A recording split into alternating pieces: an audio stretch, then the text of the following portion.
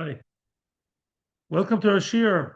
Gemara, straight and simple. Yes, this is a Gemara Shir, although what we see in the background are the words of the Shulchan Aruch. That's true. That is because we're going to do some halacha today before we start with the Gemara. And yes, we are in Gemara Maseches Shabbos, Daf Kuf Nun Aleph, in the Kuf Nun Aleph Umud Aleph. But right now, what we're going to do now is some halacha basically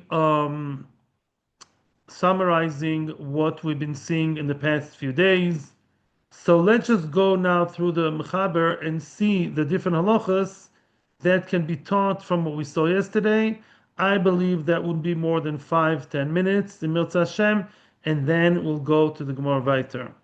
So, says the Shulchan Aruch, and the shears for the Ilu Neshama of my dear father Menachem Ben Akiva, and for the Matzav. Mirza Hashem, the hostages will be home soon, and the missiles will be down, and Mashiach will be here. Says the Shulchan Aruch, also l'chashiv cheshbonos lefilim ovru. One is not allowed to calculate all kinds of calculations, money calculations, that is, even if it's to do with the past. Going, for example, kach v'kach, so and so, kach v'kach hotzes yodover ploini. Yeah, let's say you can say I spent such and such amount of money on this house. Yeah, why can't I say I spent 5 million shekels on the house and another 2 million on the refurbishment? Why? If he did not yet pay the fees of the workers, he didn't pay the workers yet, so then he has to, still on his mind, I got to pay for that job, for that project. You're not allowed to talk about it because it's not just about the past, it's about the future. And when you talk about future cheshbonos on Shabbos, that's not allowed. Yeah, when you didn't yet pay the workers, then it's still on your mind. It's sitting on your head, and that is not something completely to do with the past. That's not allowed. If you already paid for the workers, then it's allowed because you're talking about the past. Again, the Mishbur says that it's not ideal. The Mishbur does say that it's not the ideal thing to do. Yeah, cheshbon shebem tzorech, sicha b'teilo, and Shabbos, not such a great thing. Says the Shulchan Aruch Halacha Zayin, mutar lo melchaveroi. One is allowed to tell his friend, let's say his friend is a worker, anira benecha shutucha labad imi lo erev. Yeah, do you think you'd be able to meet me tonight? Yeah, the subtext behind the scenes, we can hear that you, the one talking and asking, "Can you come to me tonight?" It's understandable, yet understood that that person is really in need of a worker. When I'm telling you, "Could we meet tonight?" then, and I know you're a plumber, and you know that I'm a client, it's kind of implied that there's stuff going on. We're planning something for Motzey Shabbos for Sunday. Why is that allowed? Because we explained you're not really telling him that you need work. You're only hinting. You're not really saying anything. Oh, this we didn't say in the Gemara. This the Rambam adds. Don't tell your friend we should meet tonight.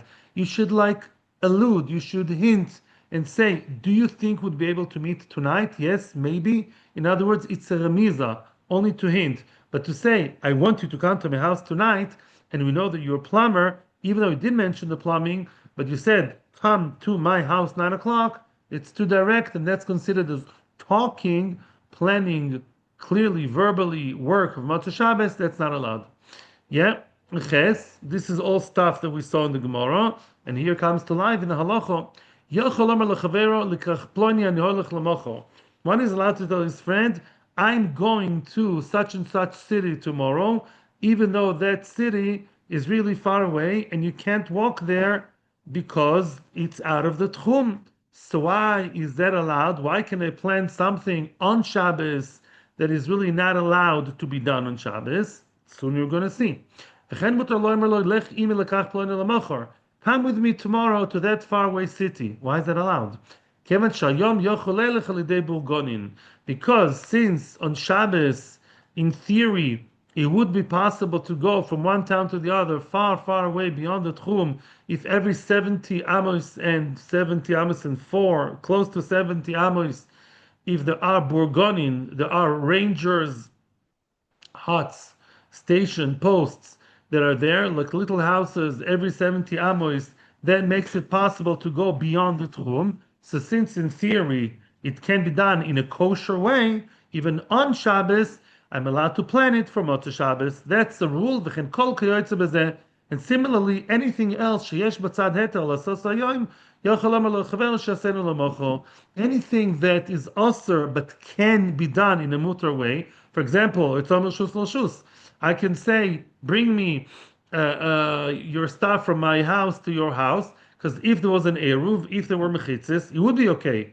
Yeah, that's fine, because since there's a kosher way of doing it on Shabbos, then even though what I'm planning to do on Motzey Shabbos is not the kosher way, I'm allowed to talk about it on Shabbos, planning for Motzey Shabbos. That's another important point in halacha. Don't mention money. Yeah, you can say, come with me to that city, and maybe we know that we're going to do some business there. Yeah, and maybe I'll pay you something. Sorry, but don't mention the M word, money. Let's say there is no way of doing it beheter. Let's say there's just no way you're allowed to do it on Shabbos. Even if the Isser is only Isser Derabanan, kegon sheyesh l'chutz l'tchum peros muktzim.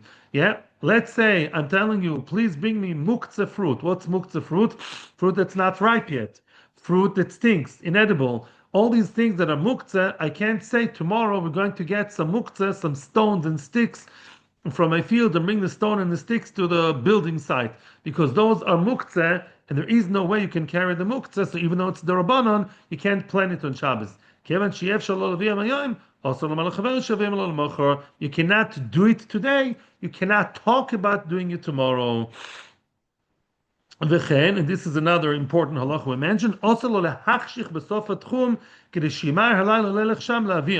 not allowed to walk all the way to the end of the permissible distance on Shabbos, the permissible area you're allowed to be in within 2,000 ames. You want to walk all the way to the end in order to be ready for action on Motzey Shabbos, to bring the stuff on Motzey Shabbos. That's not allowed. Only if you could bring it on Shabbos. You cannot bring it on Shabbos. You can be machshich to bring it on Motzey Shabbos. The Ramo says, don't say I'm going to do so and so tomorrow. Oh, aval, but yochol lachshich b'sof atchum kedei lemayer lelech sham l'shomrom. Oh, you are allowed to, as we saw in the Mishnah, you're allowed to walk as far as possible. As far as possible, we're doing some Mishnah Berurah now, and then we'll go to the Gemara. You're allowed to be machshich and go as far as possible, close to the border of the Tchum, in order to guard your fruit. Why? To guard your fruit passively, without planning and doing, is okay. Therefore, it's allowed to be done today. You're allowed to talk about or be machshich for tomorrow. If the purpose was to be machshich, to only to guard the fruit, that's allowed. And then you said, hey, you know what? Once I'm in my field, I see those beautiful lush grapes, grapefruit, kiwi, cucumbers, whatever you want, turmeric, anything. I'm going to cut it and bring it home. It's okay. Why? Since the original hachshacha was for dvar heter, you're allowed to even bring something osir, because you're not machshich for that. The hachshacha was kosher. The going far was for something mutter. Now, this is something Nogel Halacha, in Halacha Tes of the Shulchan Aruch. Mutar lachshich litlosh peres vasovi miginoso v'choboso shebetoch tchum. Now, this is interesting. How about if my field is inside town? I have a field within town, within the tchum, yeah, and I want to go there in order to do something osir. That's allowed. Why is it allowed? Oh,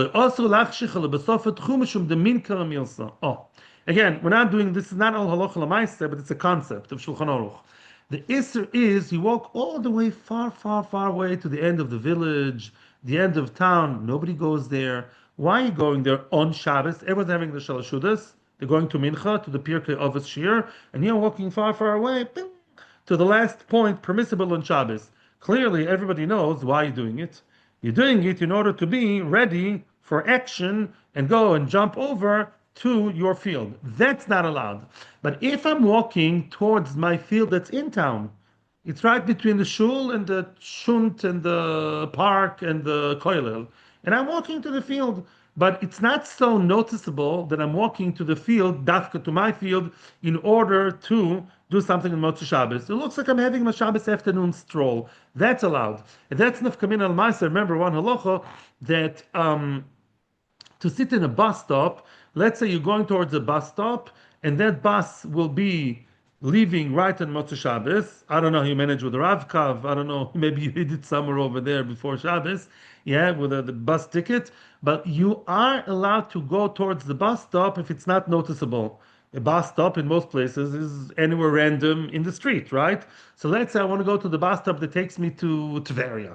I don't know, yeah? But it's in a regular residential area. That's okay. Why? Because it's not nicker, I'm dafka going to the bus stop. It looks like I'm hanging around there, maybe I'm going to the shul nearby. And therefore, conceptually, that's okay. Again, it's not halacha shir. This is the concept. Yud, last but not least, mutar lo emel chaveroi, shmor lipel shebetchumecha, v'neshmor parasecha shebetchumi. We saw that yesterday. You're allowed to have this barter agreement and say, you live outside my tchum, and I live outside your tchum. But my fruit or my field, my whatever happened to be next to you, and your fruit happens to be next to me. So I can shout to you if my voice goes over, 2,000 amis or whatever. We go to the closest point. Hey, can you look after my fruit? And you says, can you look after my fruit? That's okay. Why? Because looking after fruit is okay. So what's the chiddush? The chiddush is looking after fruit. We know is fine. It's not an osur thing to do. The chiddush is it's not called business. Even though it's reciprocal, shmor li ve'shmor lecha.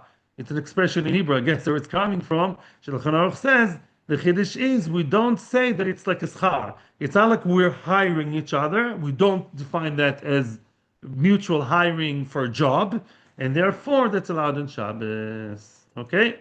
Ad kan, halachic summary of what we saw until today. Now, we're on to the next Mishnah. Not much time today. I apologize for the delay. Something came up. Yeah, it's indirectly to do with the war, actually. Says the Mishnah. Mishnah Kuf Nun Aleph Omud Aleph Shabbos. Machshichin al atchum lefakech al iske kala val iske hames lehovi leoren metachrichim. Which means one is allowed to go as far as possible in a noticeable way to the very end of town or end of the tchum in order to deal with the needs of a kala. It's a mitzvah. Achnosas kala, you need to get her the dress, you need to get her, you said yesterday, to cut the flowers for her. That's okay, because it's a dvar mitzvah. You're allowed to be machshich for a dvar mitzvah, or lehavdil, the dead person. Yeah, there's a funeral, and you need to bring for the dead person the coffin, the tachrichim, the shrouds. That's allowed. That's number one. And this is who's talking here. That's Abba Shaul, we said yesterday. Now comes a new story about a Nochri. Nochri she'evi chalilin b'Shabbos, lo yispod ben Yisrael, elem kin ba mimokum korev. Let me explain. Let's say the Levaya is Motzei Shabbos. Someone died on Shabbos, and now the Levaya is Motzei Shabbos. That actually what happened to my own father. So the Nochri, you have a goy, and he brought, let's say he brought it for you. He brought it for the dead. Chas v'shalom, not for you. He brought for a dead person and his family, chalilin. Chalilin are flutes, but those flutes are not the nice ones. They're flutes that for Avelus. In the Levaya, they would play an instrument that had a very sad sound. Yeah? Like in some cultures, they still do today. They shout and they play sad music. So those instruments were special for Levaya. So let's say Nochri, Mr. Tim McKenzie, he brought us the Chalilin on Shabbos. You're not allowed to be maspid, to use them to basically eulogize the dead, to cry over the dead. Exactly what the problem? The problem is that the goy brought for you chalilim from outside the tchum. The goy brought chalilim. These are flutes from outside the tchum, outside the tchum. So a goy, even though the goy is breaking an issa derabanan for you of tchumin, it's still not allowed, even though it is for the mitzvah of levayis hameis. That's a chiddush. We don't always follow that rule. We're going to discuss later. It's an exception to the rule. If it came from far away, it's osir. Elam can bani welcome korov. What's korov? Inside the tchum. Very easy. If it came from within 2,000 ames, the chalilim started their Shabbos within the tchum, within 2,000 ames, and Mackenzie brought the chalilim from outside to the inside. That is okay. But if they came from outside the tchum, then it's a problem. Okay? Lamaisa Tosis asks the question about oitzom ilshus l'shus. That's another discussion. I prefer not talking about it now. Tosis says whatever he says, we can discuss it later. Right now, the issue is not hoitzah, the issue is outside the tchum. Now, Osaloi, now comes the end of the Mishnah, the Seifa. Osaloi, Oroin, V'chofruloi, Kever. Yeah. Now, by the way, Rashi says over here in the Mishnah about Chalilim, yeah, that you're never allowed to use those chalilim forever and ever. Toysis argues with Rashi. Rashi says you're not allowed to use them forever and ever. Yeah, that is what Rashi says. Why? Says Rashi, chalilim, it's very noticeable that they were brought just for the mace. Yeah, they don't just bring chalilim. It's not something you bring stamazoi. It's clear that Chaim Yanko Shmertzalovsky died, and his family need the chalilim, and oops, Mackenzie, our forever friend, he brought the chalilim. Oh, what a coincidence. Of course he brought it for the mace. Because it's so noticeable, so evident, he did it for the levaya, that's why it's also forever. Conceptually, though, according to one opinion, Shulchan Aruch, which as far as I know we do follow, if you have three conditions, usually it is allowed. Meaning, if you tell a goy to do something derabanan, second condition. Third condition for mitzvah, a goy over is derabanan for dvar mitzvah that is allowed. For example, bris milah. You can tell, oh, you forgot the knife of the milah, mazel tov, and you live in a place with no eruv. If a goy brings over the sakin milah, the knife, through karmelis, derabanan, and I think milah is a mitzvah. Last time I checked, a goy, the rabbanon mitzvah is allowed. Some people say it only applies to milah because milah itself is the Shabbos, right? And not to other mitzvahs. And some say it applies to other mitzvahs as well. Here, though, it's worse because here it's nicker that it's for the what's his name, for the mace. By milah, it's also nicker, but milah is for sure allowed. Milah is definitely above everything else because milah is doicha bezmana. Yeah. L'shein can other mitzvahs, it's not so nicker. Depends. Call mikra legufay. Okay, but this is the concept here. Here, it's not allowed. It's not allowed even forever. Tosfos says that it's not forever. It's only ad kedei sheyavo. Yes, Tosfos no. Tosfos says no. It's only allowed. You have to wait b'chdei sheyasu. That's always the rule. Let's say it took the guy half an hour to bring it. You have to wait half an hour, and then you start using the chalilim. Like every other melacha that's done by a guy, you have to wait b'chdei sheyasu. Now, next case, also loy oroin v'chofru loy kever yikover by Yisrael. Also loy oron, very misleading. Let's say the guy made an aron, a coffin, a burial box, the coffin, and the guy did it either for himself or other goyim or for sale. That's his job. He is a coffin maker. Chofru lekever. Let's say the guy, he dug a grave, a kever, for who? Mishaba, Baruch haba. Whoever dies, the guy is willing to take the money. Jew, guy, Muslim, Christian, Jewish, whoever pays better. And it wasn't done especially for a Yid. You cover by Israel. Then the Israel can be buried in that kever, even straight away without bichdei sheyasu. We're going to discuss it later. But because it's not done bichlal for a Yid, it's done for a goy, or for whoever comes, whoever first comes, first serves. Therefore, a Yisrael can be buried inside even right away in Motzey Shabbos. But if it is a kever that was built for Yisrael, it was a kever that was dug for a Yid on Shabbos. Why not? Machlokes in Shulchan Aruch. You're never, ever, ever allowed to be buried in it, not even a year later. Why?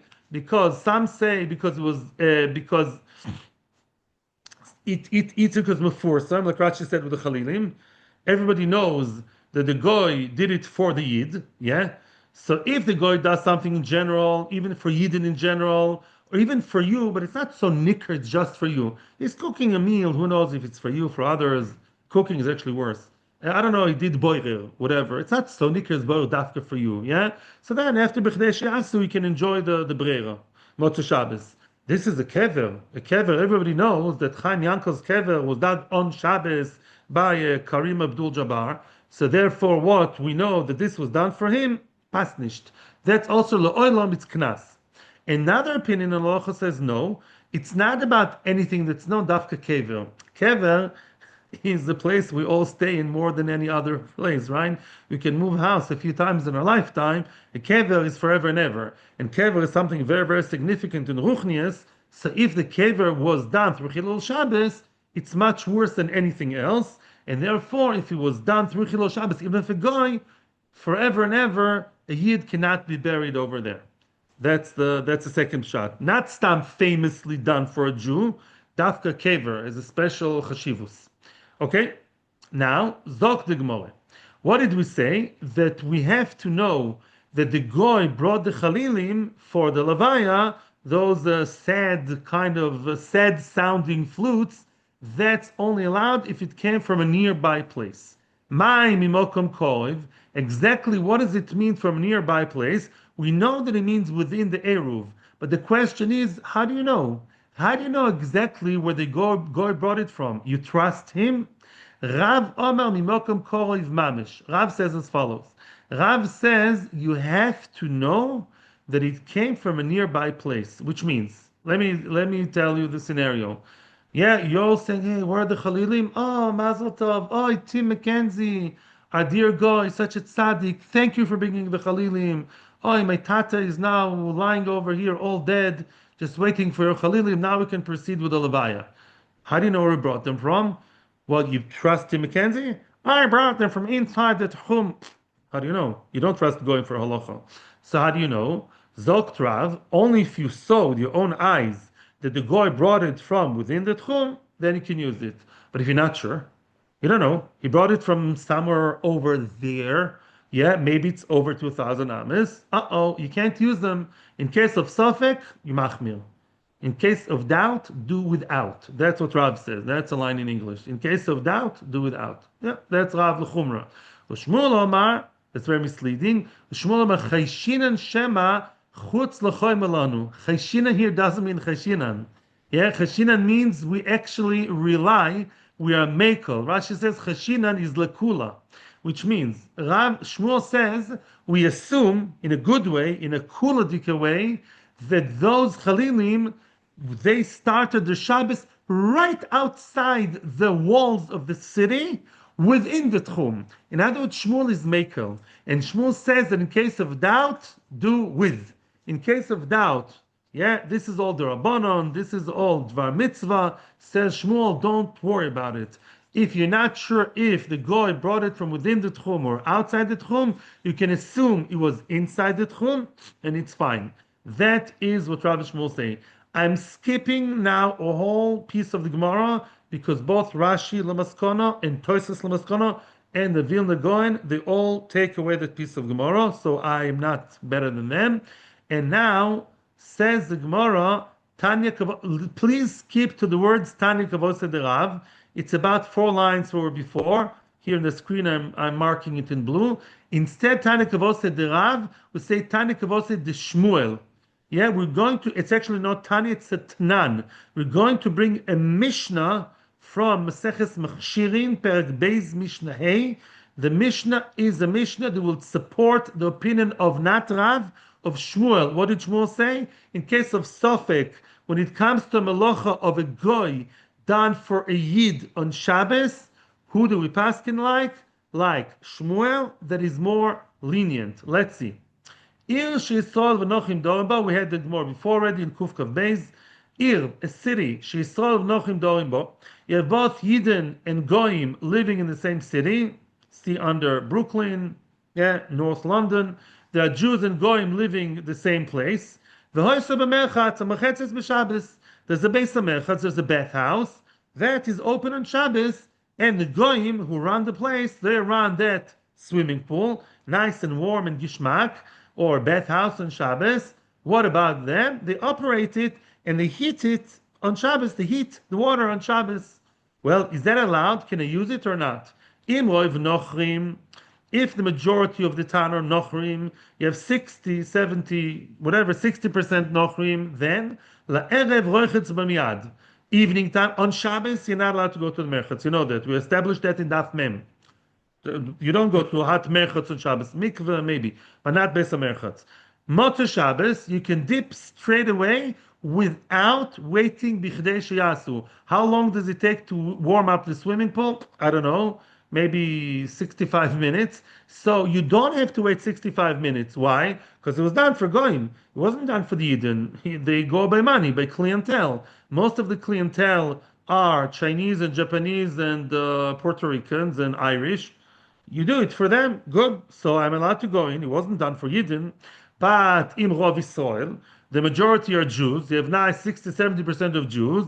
Yantin Akdesh Yichamu Chamin. Then you have to wait until the Chamin would warm up, heat up on Motzei Shabbos. Since the managers of the swimming pool, they know where the money comes from. It's from Eden. From Eden who come on Motzei Shabbos. You have to wait b'chdei sheyasu, because it's melacha done for a Yid. The Yid has to wait b'chdei sheyasu. What about mechza? Mechza also yamtin ad kedei sheyichamu. If it's half-half, you have about 50-50 Jews and Goyim, then you still have to wait ad kedei sheyichamu.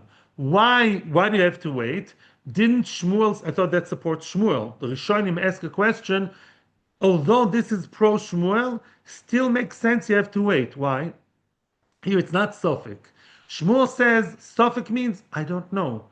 Where did this guy bring the Chalilim from? In Tchum, outside the Tchum? Anyone's guess. I'm completely in the dark. I don't care what he says, yeah? And therefore, you have to be more Mekel. Still Mekel. Mashenkin here, we know 50-50. For sure, he does it for Yidden as much as for Goyim. He knows Motzei Shabbos who's going to come in. Tim McKenzie and Abdul and Shin Chan Chun, and also Reuven, Shimon, and Levi. Just as much. Yeah, it's not a suffix. It's an equal statistics. Yeah, and therefore you'd be machmir. Now, where's the raya for Shmuel? We're still waiting for the Mishnah to support Shmuel that said that the suffix is okay. Here comes the raya. Rabbi Yehuda Omer. Rabbi Yehuda says azoi, and this is a very, very interesting case. Be'ambati ktano. Let's say that Beis HaMerchatz is a small, relatively smaller tub, smaller bathtub, and on Motzei Shabbos, you want to go to wash in the small pool, in the little tub. You want to go there straight away on Motzei Shabbos without waiting. That's allowed. Why? Im yesh barashus roichetz bo miyad. Soon we're going to explain. If there is an authority, rashus, not permission, but rashus, if there is a rashus in that city, you wash in it right away. My reshus, what's reshus, and soon you're going to know the whole story. Omar Yehuda Amar Yitzchak, Bred Rav Yehuda, im yesh be'odom choshuv, sheyesh lo asor avodim, shemechamemin lo asor kumkumin v'vasachas, be'abat yiktan, mutar lichotz b'miyad. Let me translate and explain, and now. Let's say that city has one, Choshev Goy. Choshev Goyish guy, he's a VIP guy, and he has 10 slaves, or you can call them servants. Not politically correct to say slaves. He has 10 workers and they do whatever he wants. And they have 10 kumkumim. They can heat up the water very quickly, and they would. Now you go to the Beis HaMerchatz, it doesn't belong to that guy. And the Beis HaMerchatz, most people in the town are Yidden. That you have to understand. They're Jews. Most people there are Jewish. Now, straight away in Motzei Shabbos, you're not allowed to go to Beis HaMerchatz straight away in Motzei Shabbos without b'chdei sheyasu if the majority are Jews, right? Oh, here's a very big chidush lekula like Shmuel. Because even though there's only one guy who's a rich guy, because there is an off chance that mikveh was not heated by the iriyah, wasn't heated by the general management. It was heated by that one guy that has 10 people, and they can run against the clock. They can fill in the mikveh very, very quickly and heat it up right away in Motzey Shabbos, yeah, before Bichdei Shiasu. Let's say Bichdei Shiasu takes 1 hour to heat up the swimming pool, an hour and a half. They can do a chick chuck in 20 minutes because they have a lot of manpower and a lot of hot water. The guy's rich. There were toilets that maybe I don't see the guy there at all. He's not around. But because there's a slight chance that that mikveh, little one, and there is that guy, maybe that happens to be the situation, that combination of cases, that circumstances, that the guy, the rich guy did it, that's why we say, ha, that's allowed. We assume he was done on Motzei Shabbos and not on Shabbos, even though chances are maybe not. Maybe that small pool was heated by who? By the Goyim. For who? For the Jews. When did they do it? On Shabbos? No. We still make and we assume the best, and we don't assume the worst. Yeah? That explanation took me a long time to understand. I only have it after some portion of the Mishnah and the Ritva together. But that's Mamish Pshat. That's Mamish Pshat. That's Pshat. So that's why that Tliya is what we rely on, and that's a big Chiddush. We're being very mekel. Why that's Chiddush of Shmuel? That if there's a chance that it came out in a mutter way, we assume it came the mutter way. Now, you want to go tomorrow? Okay, so we're just before the Mishnah. Hopefully tomorrow we'll start on time and everything will be on time. Bezras Hashem. I'd like to start even earlier tomorrow if you can. We'll talk about it tomorrow. We're holding also. Oh, tomorrow will be interesting Agadita. Agadita followers and fans. Tomorrow there's interesting Agadita. Atzalcha Bracha. I'm sorry about the short shir. I hope to make it up for you another time, maybe tomorrow. Thank you. Shkoich for coming. Atzlacha. Thank you.